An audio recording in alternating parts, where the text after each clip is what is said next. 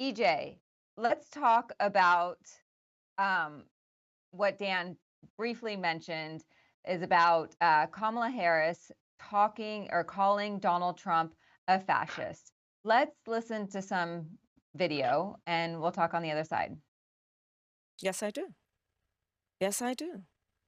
And I also believe that the people who know him best on this subject should be trusted. Again, look at their careers. These are not people, with the exception, I think, of only Mike Pence. These were not politicians. And of course, when she was saying, yes, I do, she was responding to a question from CNN's Anderson Cooper saying, do you think that Donald Trump is a fascist? So, EJ, what do you make of that moment? Well, I think it goes to the way in which she is closing her campaign.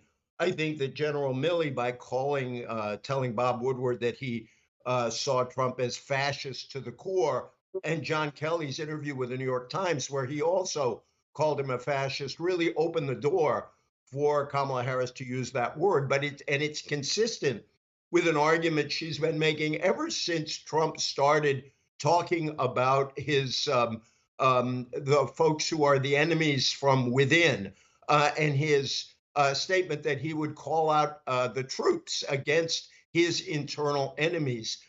This is the language of authoritarianism. It is the language of fascism, and his way of speaking about immigrants to our country as vermin is classic language along those lines. Why does Harris think this could move the voters? I think Harris is making a very clear appeal to two overlapping groups. One, as you mentioned, women. This will be very likely the largest gender gap we've ever seen. If Kamala Harris wins, women will elect her. If Donald Trump wins, men will elect him.